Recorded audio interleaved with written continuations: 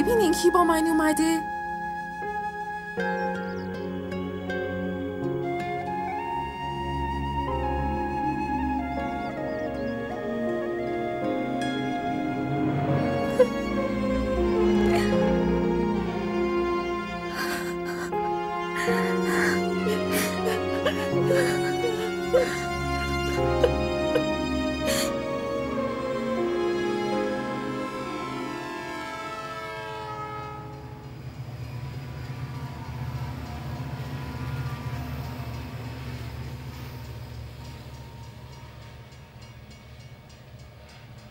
گیتی، تو خوشحالی نه؟ تو چی فکر میکنی؟ نمیدونم. وقتی نمیتونی حدس بزنی پس این سالو بیخیال شو.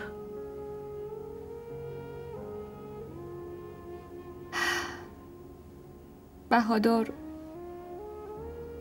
داداش بهادر چطوره؟ خوبه.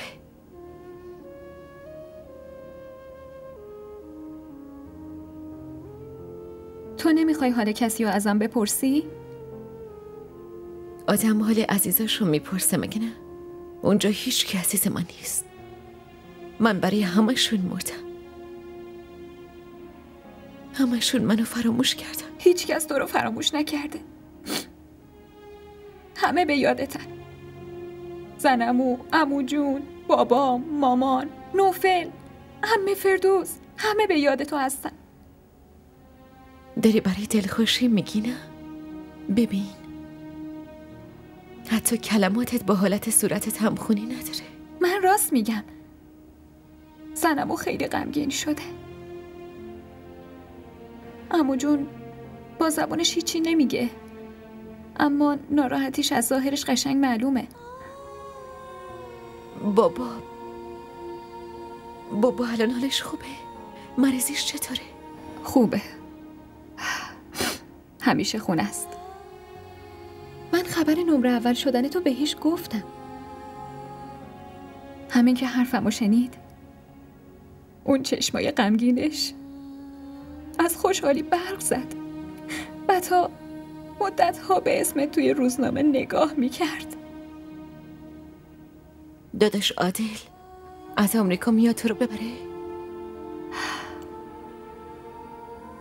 آره، و تو هم مراسم عقدم میای. چی؟ بعد داداش بهادرم باهات میاد. من هیچ وقت به اون خونه بر نمیگردم. یعنی نمیخوای تو خوشحالیم شریک بشی؟ لطفاً نیلم به من اصرار نکن. من وقتی از اون خونه بیرون اومدم قسم خوردم که دیگه به اون خونه بر نمیگردم. گیتی، تو برای من نمیتونی قسمتو بشکنی؟ برای خوشحالی من مگه قانون اون خونه شکست؟ پس من چرا؟ منم دختر همون آدمم نه؟ اینجا اومدنم اصلا برات ارزش نداره نه؟ مراسم عقد منه. خواهر منو تنها دوست صمیمیم باید تو مراسم عقدم باشه. اصلا تو دلت برام نمیسوزه؟ نیلا، گیتی حتما میاد.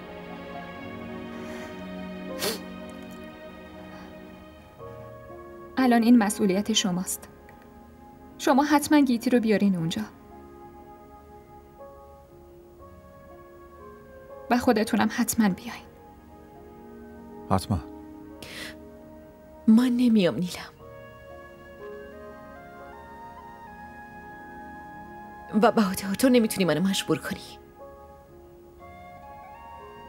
الان این مسئولیت شماست که گیتی رو با خودتون بیارین. من منتظر هر دوتون هستم.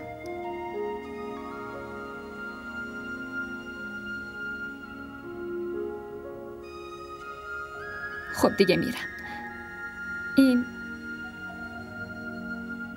اینو زنمو برای تو فرستاده. این چیه؟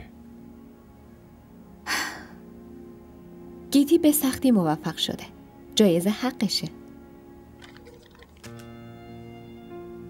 من جایزه نمیخوام.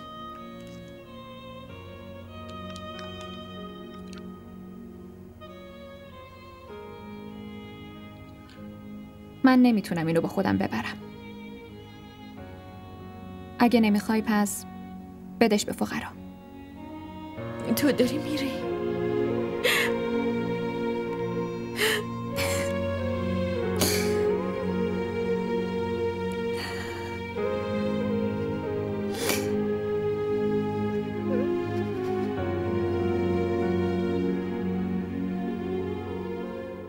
सितम है खुदाया क्यों प्यार बनाया जो लूटे